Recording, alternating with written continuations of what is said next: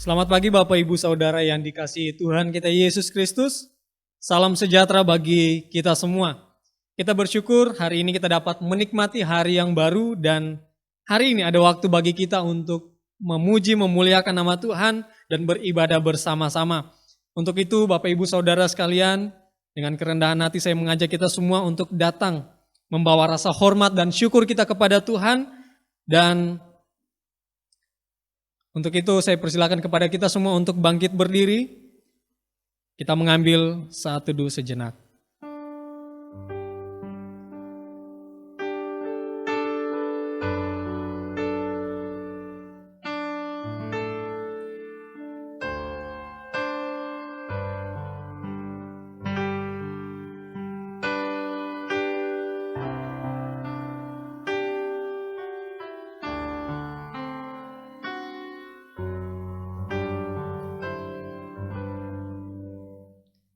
Ibadah kita hari ini dimulai dengan satu pengakuan bahwa pertolongan kita datangnya dari Allah yang menjadikan langit dan bumi beserta segala isinya dan yang tidak pernah meninggalkan hasil perbuatan tangannya. Turunlah kiranya atas kita sekalian kasih karunia dan damai sejahtera dari Allah Bapa, Putra, dan Roh Kudus. Amin. Bapak Ibu Saudara sekalian, mari kita memuji Tuhan, kita memuliakan Tuhan pada hari ini. Mari kita bersama-sama menyanyikan pujian dari KPPK nomor 26, Mulia Bagi Allah.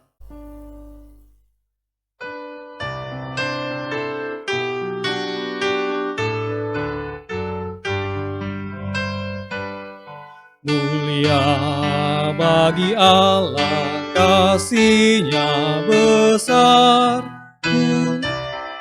diberikan untuk kaum berdosa, ya rela disalib bagi manusia, terbukalah pintu selamat bagiku. Pujilah, pujilah, dengarlah sabdanya. Pujilah, pujilah, umat bergiranglah, menghadap Allah di antara anaknya. Ngaplah penebusan mulia baginya. Darah anaknya jadi penebusan, itu janjinya bagi yang percaya. Dan dosaku betapapun besarnya, Ia menghapus dan membasuh semuanya. Pujilah, pujilah, dengarlah sabdanya. Pujilah, pujilah, umat bergiranglah, menghadap Allah di antara anaknya. Dapatlah penebusan mulia baginya.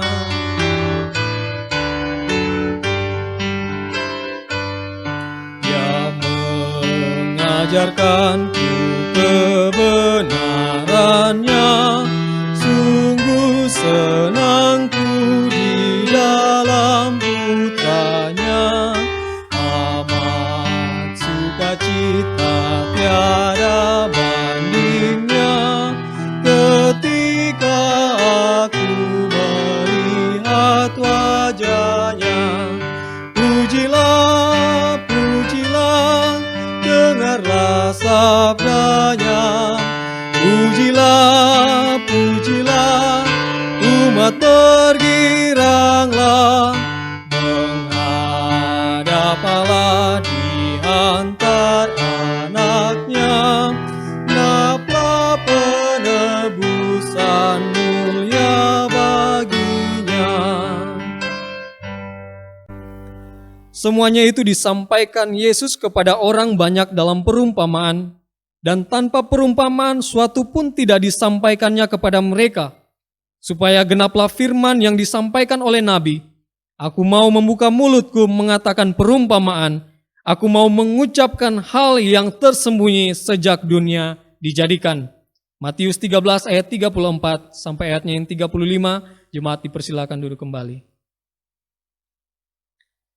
Bapak Ibu Saudara sekalian, sebelum kita masuk di dalam doa syafaat, mari kita bersama-sama kembali memuji Tuhan. Kita menyanyikan dari KPPK nomor 150, Yesus Sobat yang Sejati, karena Dia adalah sobat kita semua.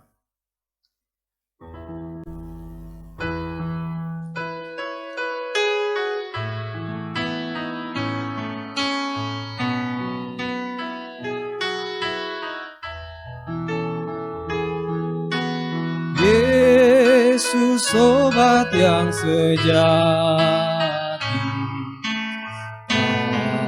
tanggung segala dosaku.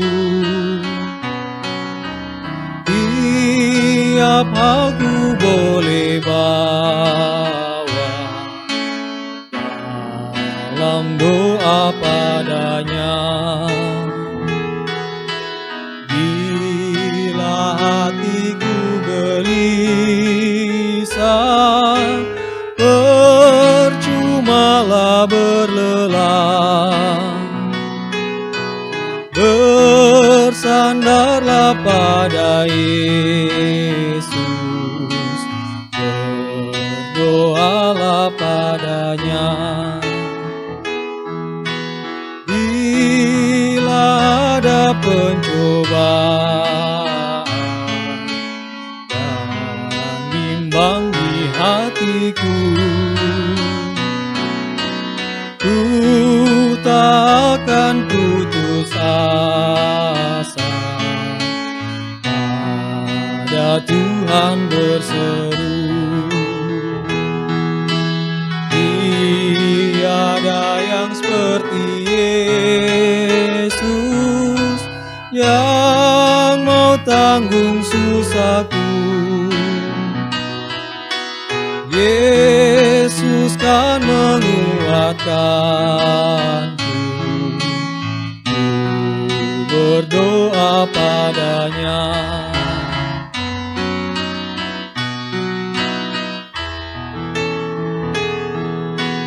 Adakah hatimu susah, berat karena beban berat? Yesuslah penolong kita, berdoalah padanya. Walau kawan tinggalkanmu, datanglah kepadanya, dan di dalam pelukannya hatimu sentosalah. Bapak Ibu Saudara sekalian, kita akan masuk di dalam doa syafaat. Ada beberapa hal yang akan kita doakan, dan pada hari ini saya akan memimpin kita di dalam doa syafaat. Untuk itu saya ajak kita semua satu di dalam doa, kita berdoa. Segala puji dan hormat, limpah terima kasih kami bawa kepada Tuhan Yesus Kristus, Tuhan yang adalah juru selamat kami yang hidup, Bapa yang empunya langit dan bumi dan segala isinya. Kasih-Mu sungguh terbukti di dalam kehidupan kami. Sampai detik ini ya Tuhan, kami masih boleh ada itu semua karena campur tangan Tuhan dan penyertaan Tuhan di dalam kehidupan kami. Pada pagi hari ini ya Tuhan, kami bersyukur kalau Tuhan masih memberikan kesempatan bagi kami untuk datang beribadah kepada-Mu. Dan pagi hari ini ya Tuhan, ada waktu bagi kami untuk menaikkan setiap seruan dan syafaat kami kepada-Mu. Kiranya Tuhan menolong kami, kiranya Tuhan membukakan jalan di setiap seruan kami. Pada pagi hari ini ya Tuhan, secara khusus kami berdoa untuk pelayanan GKT Semarang dalam pelayanan-pelayanan yang sekarang ini, terlebih ya Tuhan di dalam pelayanan ibadah online. Kiranya Tuhan memberkati dan menolong setiap jemaat dan pelayan-pelayan Tuhan yang mengambil bagian dalam pelayanan ini. Kiranya Tuhan menolong mereka semua, memberikan kesehatan, kekuatan yang hanya daripada Tuhan. Ketika mereka boleh menjalankan pelayanan ini, mereka boleh memperoleh kekuatan, dan kesehatan yang daripada Tuhan. Kiranya Tuhan menolong mereka semua, jemaat-jemaat yang ada ya Tuhan yang akan datang beribadah kepadamu. Kiranya Tuhan memberikan kesehatan kepada mereka, jauhkan sakit penyakit daripada mereka semua ya Tuhan, agar mereka boleh datang bersekutu kepada Tuhan, memuliakan nama-Mu. Ya Tuhan, kami juga berdoa untuk jemaat-jemaat yang beribadah di rumah secara online. Kiranya Tuhan memberkati mereka semua ya Tuhan. Kiranya Tuhan menolong mereka semua agar mereka boleh tetap diberikan ketekunan untuk mengikuti setiap ibadah-ibadah yang ada. Memberikan hati kepada mereka untuk dengan rendah hati mengikuti setiap ibadah yang ada dan melakukan setiap kebenaran firman Tuhan di dalam kehidupan mereka. Terima kasih ya Tuhan, terima kasih. Pada pagi hari ini juga ya Tuhan, kami berdoa untuk persiapan pelantikan majelis dan penatua dan seluruh pengurus komisi yang ada ya Tuhan di dalam gereja GKT Semarang. Kiranya Tuhan menolong segala persiapan yang ada. Kiranya Tuhan menolong dan memberkati kegiatan ini agar kegiatan ini boleh berlangsung dengan baik dan semuanya hanya untuk hormat kemuliaan nama Tuhan dan pelantikan yang ada boleh berjalan sesuai dan seturut kehendak Tuhan. Pagi hari ini juga ya Tuhan, kami berdoa secara khusus untuk pelayanan GKT Semarang dalam dunia pendidikan, terlebih kelangsungan berjalannya TK Bintang Nusantara ya Tuhan. Kiranya Tuhan memberkati dan menolong pelayanan ini, terlebih di dalam mengajar setiap anak-anak yang ada ya Tuhan. Anak-anak boleh mengikuti pendidikan dengan baik, terlebih setiap guru-guru yang ada diberikan kekuatan, kesehatan yang daripada Tuhan, agar mereka boleh menjalankan tugas mereka sebagaimana mestinya. Terima kasih ya Tuhan, terima kasih. Kami serahkan sepenuhnya pelayanan GKT Semarang ke dalam tangan Tuhan. Kiranya Tuhan terus menolong, memberkati setiap pelayanan yang ada, terlebih hamba Tuhan dan seluruh pengurus yang ada, kiranya Tuhan memberkati. Pagi hari ini juga ya Tuhan, kami datang berdoa kepadamu, membawa setiap pergumulan dari seluruh jemaat GKT Trinity yang ada. Di dalam segala hal yang digumuli, kiranya Tuhan memberikan kekuatan, kiranya Tuhan campur tangan di dalam setiap persoalan hidup kami semua ya Tuhan. Kiranya Tuhan terus memberikan kesetiaan kepada kami ya Tuhan untuk tetap berpaut kepada firman-Mu. Ya Bapa, pagi hari ini kami berdoa untuk segala pekerjaan dari jemaat-Mu. Kiranya Tuhan memberkati, terlebih dalam saat-saat ini ya Tuhan, di masa-masa yang sulit ini. Kiranya Tuhan menolong dan memberikan kekuatan, terlebih di jalan keluar di setiap persoalan hidup kami. Ya Bapa, kami juga berdoa untuk jemaat-jemaat-Mu yang pada minggu ini ya Tuhan, boleh berjumpa dengan hari kelahiran mereka. Kami bersyukur ya Tuhan untuk 1 tahun kepercayaan yang Tuhan berikan bagi mereka. Kami berdoa ya Tuhan untuk Ibu Yuliance Tolembo dan Pak Markus yang boleh pada minggu ini berjumpa dengan hari kelahiran mereka. Kiranya Tuhan memberkati jemaat-Mu ini ya Tuhan, dalam segala hal yang dipergumulkan, dalam segala hal yang dikerjakan, tanggung jawab masing-masing. Kiranya Tuhan memberkati dalam segala hal yang dipikirkan dan direncanakan ya Tuhan. Kiranya Tuhan menolong, kiranya Tuhan memberkati. Pagi hari ini juga ya Tuhan, kami berdoa untuk jemaat-Mu yang hari-hari ini dalam kelemahan tubuh dan dalam pemulihan kesehatan. Kami berdoa untuk Pak Holiong, kami berdoa juga untuk Pak Vence, dan kami juga berdoa untuk Ibu Maria. Kami berdoa untuk kekasih-kekasih ini ya Tuhan. Kiranya Tuhan memberkati kehidupan mereka, memberikan kesehatan yang penuh kepada mereka ya Tuhan, memberikan kekuatan kepada mereka ya Tuhan. Dan kiranya Tuhan memberkati setiap makanan dan obat-obatan yang dikonsumsi, agar semuanya boleh menjadi media bagi penyembuh untuk kekasih-kekasih kami. Terima kasih ya Tuhan, terima kasih. Dan kiranya kami boleh melihat pertolongan Tuhan terjadi di dalam kehidupan mereka, dan mereka boleh memperoleh kesembuhan yang sejati daripada Tuhan. Terima kasih ya Tuhan, terima kasih. Inilah doa kami, inilah syukur kami, dan inilah syafaat kami yang kami bawa di dalam nama Tuhan Yesus Kristus, Tuhan dan Juru Selamat kami yang hidup. Kami sudah berdoa. Amin. Bapak Ibu Saudara yang dikasihi oleh Tuhan, tibalah saatnya bagi kita sekalian untuk mendengarkan dan merenungkan kebenaran firman Tuhan. Firman Tuhan yang terus melandasi kehidupan kita, firman Tuhan yang memberikan kekuatan bagi kita, terlebih firman Tuhan yang menopang dalam menjalani kehidupan kita setiap hari. Sebelum kita mendengarkan firman Tuhan dan merenungkannya, mari kita nyanyikan pujian dari KPPK nomor 254, Kuperlukan Juru Selamat.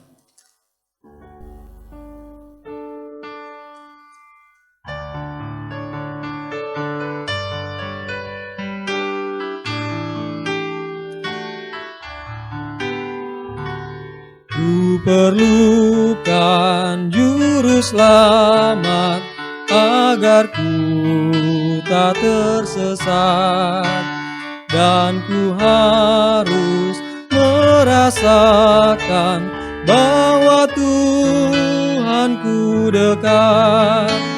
Maka jiwaku teduh, tiada takut dan gentar, bila Tuhanku menuntun, tiada aku mengeluh. Ku perlukan juru selamat, karena imanku lemah. Ia menghibur, menguatkan, sungguh tiada bandingnya.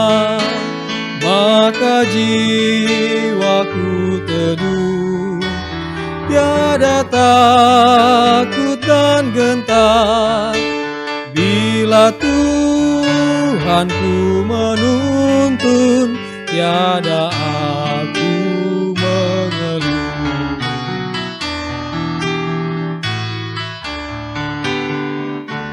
Ku perlukan juru selamat agar ku dibimbingnya, melintasi arus Yordan, hantarku ke seberang. Maka jiwaku teduh, tiada takut dan gentar, bila Tuhanku menuntun, tiada aku mengeluh. Kepada hambanya dipersilakan. Selamat pagi dan salam sejahtera bagi Ibu Bapak Jemaat GKT Trinity sekalian. Berdasarkan kalender gerejawi, maka bacaan di pekan ini adalah diambil dari Matius, Injil menurut Matius, pasal yang ke-13, ayat ke-31 hingga ayat yang ke-33, dan lompat ayat ke-44 hingga ayat yang ke-52. Namun saya pikir kita akan berfokus saja pada ayat yang ke-31 hingga ayat yang ke-33 dan ayat ke-44 hingga ayat yang ke-46. Sebelum kita akan merenungkan bacaan ini, mari saya mengajak Ibu Bapak, Saudara-saudari Jemaat GKT Trinity, kita akan berdoa terlebih dahulu. Mari kita berdoa. Bapa kami yang bertahta di surga, kami bersyukur untuk kebaikan-Mu yang boleh memelihara kami hingga saat ini. Kami bersyukur pula kepadamu Bapa untuk firman-Mu yang akan kami baca dan renungkan di saat ini. Kami memohon, kiranya Engkau mengarahkan hati kami untuk tertuju kepada firman-Mu dan boleh merenungkannya dengan baik. Inilah doa kami kepadamu ya Bapa, yang kami naikkan di dalam nama Kristus Yesus, Tuhan kami yang hidup. Amin. Mari jemaat sekalian, saya mengajak kita untuk membuka Injil menurut Matius, pasal 13 ayat 31 hingga ayat yang ke-33 dan ayat yang ke-44 hingga ayat yang ke-46. Saya akan membacakannya bagi kita semua. LAI memberikan judul perumpamaan tentang biji sesawi dan ragi. Yesus membentangkan suatu perumpamaan lain lagi kepada mereka. Katanya, hal kerajaan sorga itu seumpama biji sesawi yang diambil dan ditaburkan orang di ladangnya. Memang biji itu yang paling kecil dari segala jenis benih. Tetapi apabila sudah tumbuh, sesawi itu lebih besar daripada sayuran yang lain, bahkan menjadi pohon, sehingga burung-burung di udara datang bersarang pada cabang-cabangnya.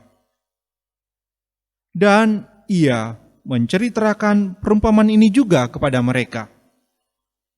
Hal kerajaan sorga itu seumpama ragi yang diambil seorang perempuan dan diadukkan ke dalam tepung terigu 3 sukat sampai khamir seluruhnya. Semuanya itu disampaikan Yesus kepada orang banyak dalam perumpamaan, dan tanpa perumpamaan suatu pun tidak disampaikannya kepada mereka, supaya genaplah yang difirmankan oleh Nabi. Saya lompat pada ayat yang ke-44 hingga ayat yang ke-46.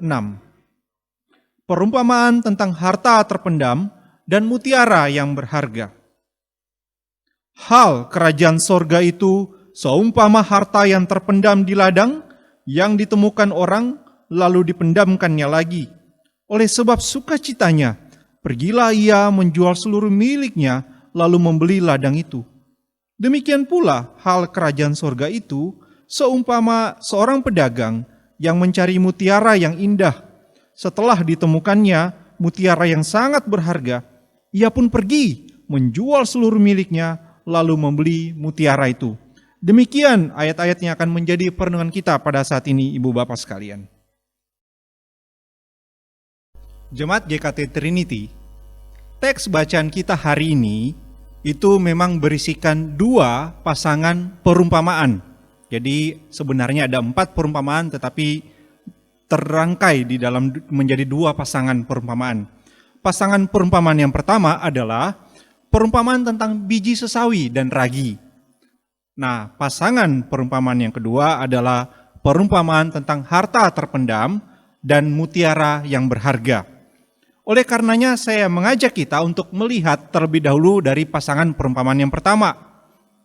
Dalam pasangan perumpamaan yang pertama kita menemukan perumpamaan tentang biji sesawi yang di dalamnya berisikan pembandingan atau perbandingan dari benih yang awalnya paling kecil dengan tanaman yang pada akhirnya sangat besar. Jemaat sekalian, dalam pemikiran orang Palestina, memang biji sesawi itu menunjuk kepada biji yang paling kecil atau hal yang paling kecil. Tentu saja bisa saja ada biji-biji lain atau biji sayuran lain yang lebih kecil, tetapi paling tidak sebenarnya ini ingin menunjukkan kepada hal yang paling kecil. Dan memang seorang ahli itu mengatakan begini, kalau biji sesawi ini di Palestina itu berukuran sekitar 1 mm saja. Tetapi kemudian nanti dia ketika berkembang akan dapat menjadi tanaman sesawi yang kira-kira mencapai ketinggian 2-3 meter. Jadi wow, ini tanaman yang besar juga sebenarnya. Dari biji yang kecil, sekitar 1 mm. Ketika besar, bisa kira-kira 2-3 meter tanaman ini capainya. Ya mungkin saja ini tanaman sesawi yang berbeda dengan yang sering kita lihat di Indonesia.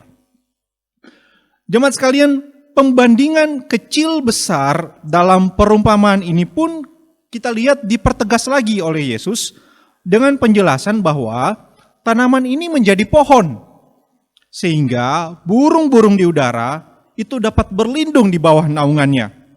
Dan pada masa itu, kalau melihat di dalam rujukan pada ayat-ayat di Perjanjian Lama, maka dapat ditemukan pemahaman bahwa pohon yang tinggi, yang kemudian memberi naungan kepada burung atau binatang, itu seringkali menjadi kiasan atau gambaran yang lazim untuk menunjuk kepada kerajaan besar yang memberi perlindungan kepada seluruh warganya. Namun yang pasti begini, Ibu Bapak jemaat sekalian, bahwa perumpamaan tentang biji sesawi ini menunjukkan kepada kita proses perkembangan yang misterius dari kerajaan sorga yang Yesus beritakan dan yang sekarang kita beritakan. Memang pada awal kehadirannya masih kecil, sehingga mungkin saja kerajaan sorga akan dipandang rendah, tidak penting dan ditolak oleh orang lain. Namun sebagai murid Kristus, kita janganlah berkecil hati, karena kerajaan sorga ini akan terus berkembang hingga menjadi amat besar dan amat penting. Karena kerajaan sorga yang berkembang menjadi kerajaan yang amat besar ini pun juga akan memberi naungan kepada beraneka ragam orang. Pada ayat yang ke-33, Yesus pun lanjut lagi dengan menceritakan perumpamaan tentang ragi. Dalam perumpamaan tentang ragi ini, Yesus menunjukkan kehadiran kerajaan sorga yang kurang kelihatan atau tidak mencolok secara fisik di dunia. Ibarat ragi yang kurang kelihatan dan tidak mencolok ketika sudah dicampurkan ke dalam sebuah adonan. Tentu kita akan sulit membedakan lagi kalau sudah dicampurkan mana yang ragi, mana yang bukan. Karena sudah tercampur dan sudah sulit lagi untuk terlihat secara mencolok. Namun, sebagaimana ragi yang telah dicampurkan ke dalam sebuah adonan akan aktif menyebar ke seluruh adonan tersebut, terus berkembang di seluruh adonan tersebut, maka begitu pula kerajaan sorga yang telah hadir di dunia ini, sekalipun tidak mencolok, tetapi dia akan tetap aktif menyebar, terus berkembang di seluruh lapisan masyarakat. Dengan demikian begini, dari pasangan perumpamaan yang pertama, yaitu perumpamaan tentang biji sesawi dan ragi, kita belajar bahwa kehadiran dan perkembangan yang misterius dari kerajaan surga di dunia ini, bahwa sekalipun hadirnya awalnya kecil dan tidak mencolok secara fisik, namun kerajaan surga atau pemerintahan Allah yang telah hadir ini sedang dan akan terus berlangsung serta berkembang. Tidak ada satupun yang dapat menghambat kerajaan surga untuk terus berlangsung dan berkembang di dunia ini. Dan kalau kita bandingkan perumpamaan ini dengan catatan perumpamaan yang sama dalam catatan Injil Markus, maka kita akan dapat memahami bahwa perkembangan yang misterius dari kerajaan surga ini merupakan karya Allah sepenuhnya. Oleh karenanya, perumpamaan ini memberikan pengharapan dan penghiburan bagi kita, para murid Kristus, di dalam bersaksi dan berkarya guna memberitakan Injil kerajaan surga. Janganlah berkecil hati atau menjadi tawar hati ketika memberitakan Injil kerajaan surga. Meskipun memang hasil kesaksian dan karya kita tentang kerajaan surga kepada orang lain itu nanti responnya bisa bermacam-macam. Ada yang berbuah, ada yang tidak berbuah. Sebagaimana yang ditunjukkan di dalam perumpamaan sebelumnya juga di pasal 13. Namun yang pasti, meskipun respon bisa beragam, hasilnya bisa beragam ketika orang mendengarkan Injil kerajaan surga, yang pasti semuanya itu tidak dapat menghambat kehadiran dan proses perkembangan yang misterius dari kerajaan surga di dunia ini, yang sepenuhnya merupakan karya Allah. Oleh karenanya yang penting bagi kita selaku murid Kristus adalah, marilah kita bertekun memberitakan Injil kerajaan surga yang menjadi bagian kita untuk dikerjakan. Mari kita masuk pada pasangan perumpamaan yang kedua, yaitu perumpamaan tentang harta terpendam dan mutiara yang berharga di ayat 44 dan ayat yang ke-46. Dalam pasangan perumpamaan yang kedua ini, kita memahami bahwa ini hanya ada di dalam catatan Injil Matius.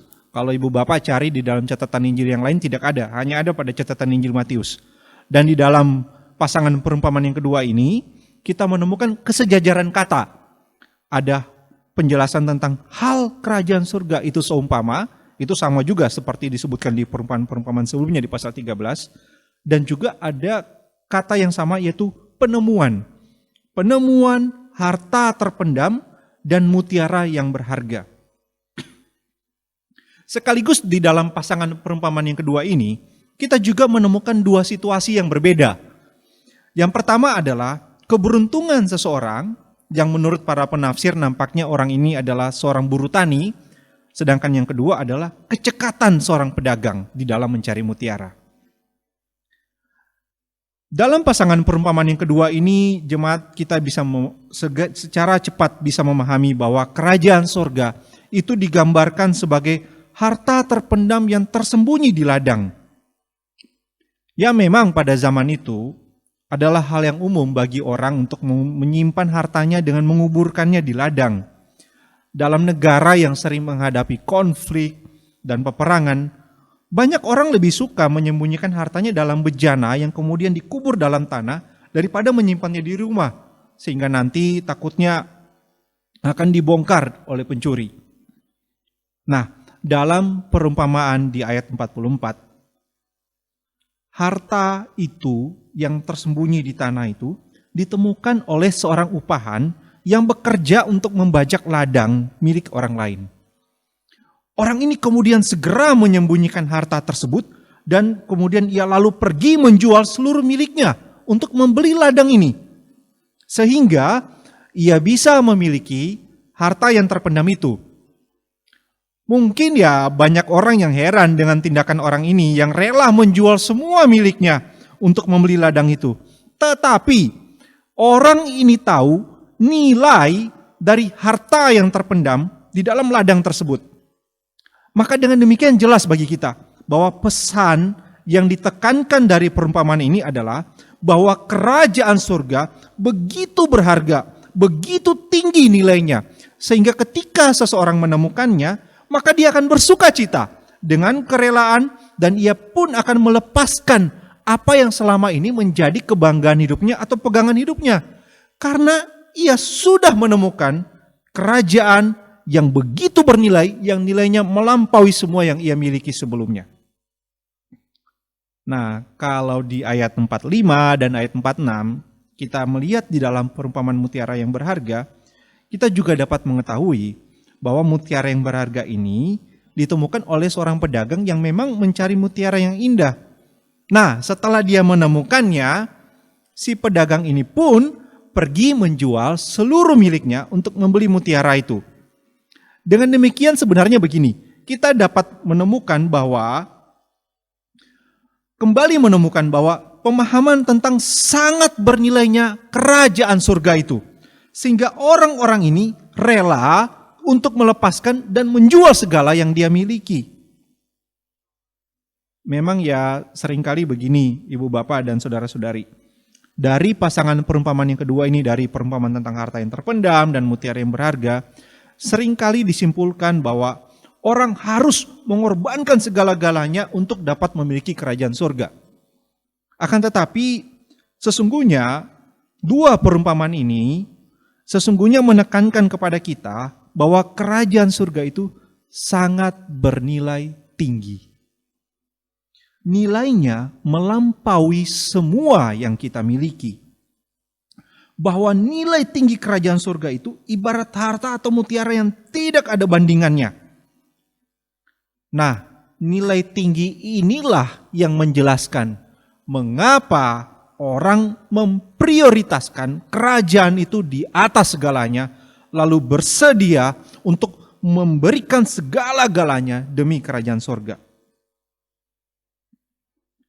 Memangnya kenapa ya kerajaan surga itu bisa bernilai sangat tinggi sehingga orang mau memberikan segalanya untuk memiliki itu? Paling tidak kita bisa memahami begini.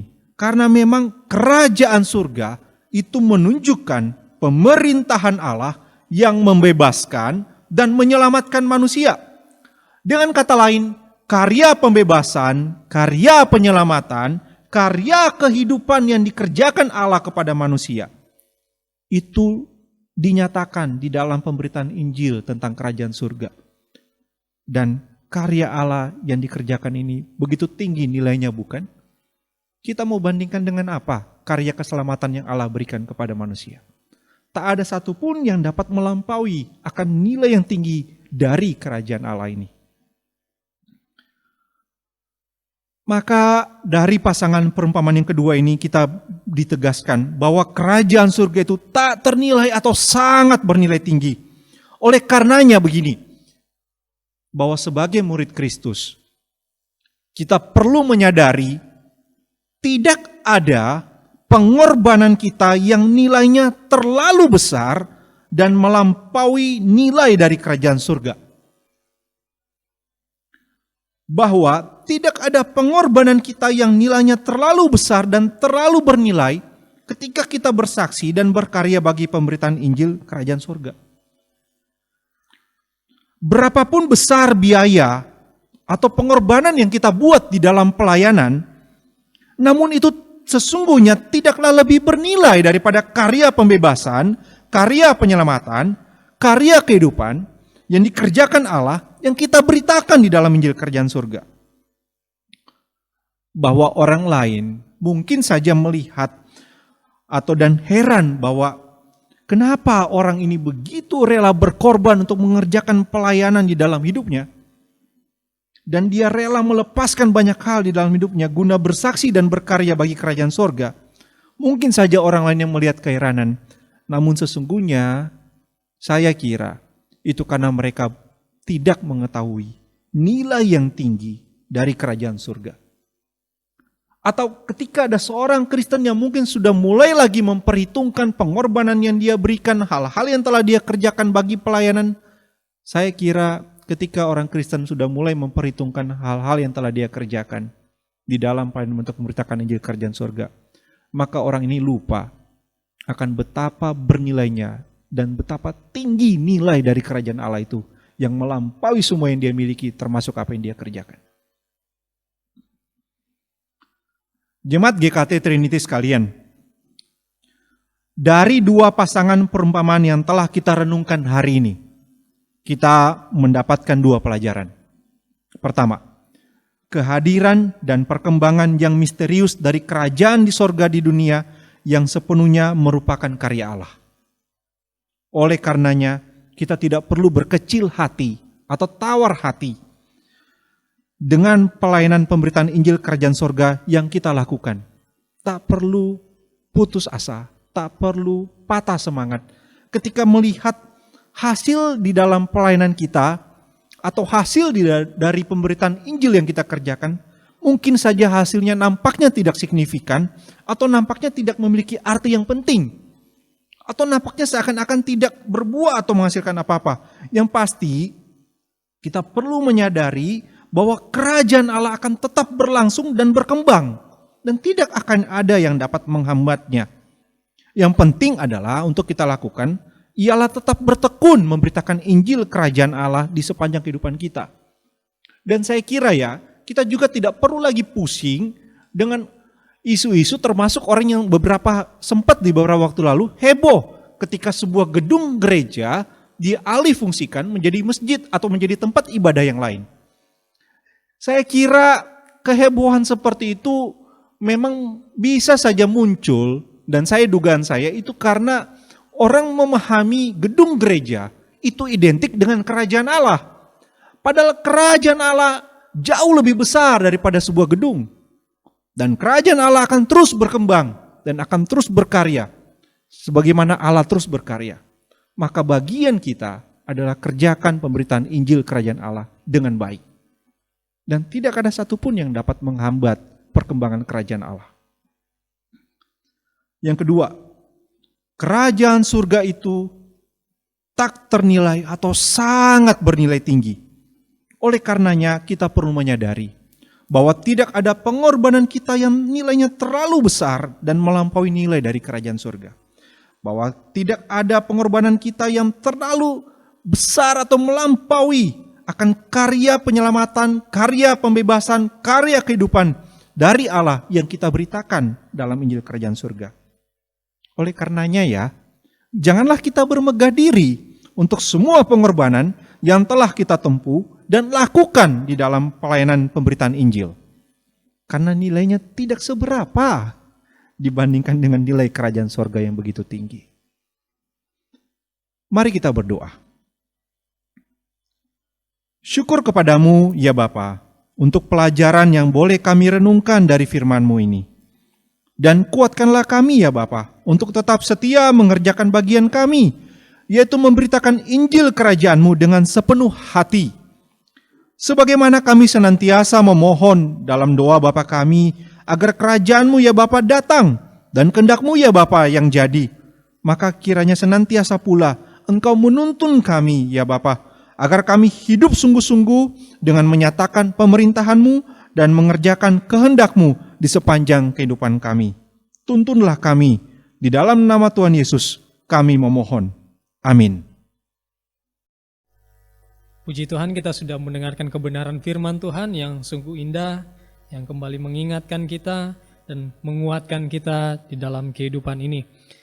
Bapak Ibu Saudara sekalian, ada kesempatan bagi kita untuk memberikan persembahan. Sembari persembahan kita berikan, kita nyanyikan pujian dari KPPK nomor 50, Hitung Berkat-Mu, ayat 1 dan ayatnya yang kedua.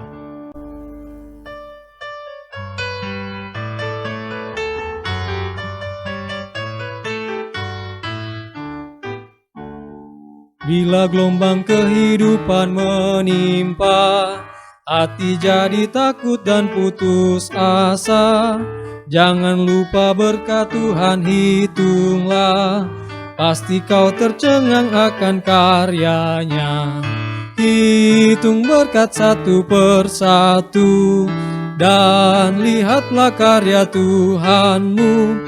Hitung berkat satu persatu, hitung berkat yang melimpah padamu.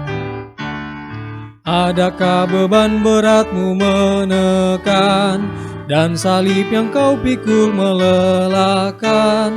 Hitung berkatnya pastilah kau lega, kau kan bergirang dan terus memujinya. Hitung berkat satu persatu, dan lihatlah karya Tuhanmu. Hitung berkat satu persatu, hitung berkat yang melimpah padamu. Kita akan berdoa untuk persembahan. Saya ajak kita semua, mari kita berdoa. Kami sungguh bersyukur kepadamu ya Tuhan untuk segala berkat-berkat dan kasih sayang-Mu yang terus Engkau limpahkan bagi kami. Pada pagi hari ini ada kesempatan bagi kami untuk memberikan persembahan syukur kami kepadamu. Kiranya Tuhan memberkati segala apa yang kami telah berikan kepadamu ya Tuhan. Dan kiranya Tuhan memberkati segala pekerjaan dan usaha kami. Kiranya Tuhan memberkati setiap umat-umat-Mu ya Tuhan.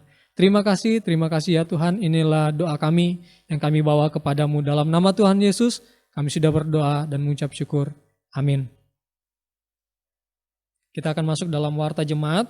Bapak Ibu Saudara sekalian, ada 3 hal yang akan kita dengarkan pada pagi hari ini. Yang pertama, bagi Bapak Ibu Saudara yang ingin memberikan persembahan, dapat mengirimnya ke rekening gereja atau juga dapat menghubungi majelis atau hamba Tuhan. Yang kedua, PA yang akan dilaksanakan pada hari Kamis dan tetap dilaksanakan dengan via grup GKT Trinity. Yang ketiga untuk pemuda dan remaja, dan pada hari Sabtunya akan tetap menerima renungan, dan itu dapat dipelajari dan direnungkan di rumah masing-masing. Kita akan maksud dalam doksologi, saya berikan kepada hamba Tuhan.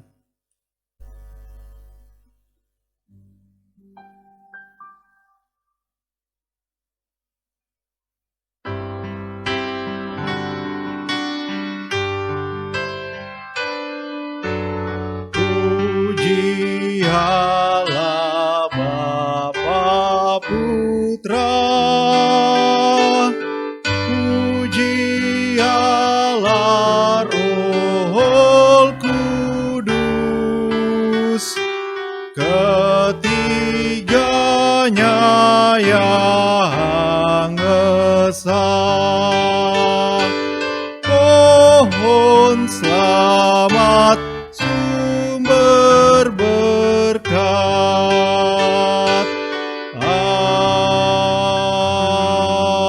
Amin. Mari jemaat GKT Trinity, kita mengarahkan hati kita kepada Tuhan dan marilah kita menerima berkat-Nya. Tuhan memberkati kita dan melindungi kita. Tuhan menyinari kita dengan wajah-Nya dan memberi kita kasih karunia.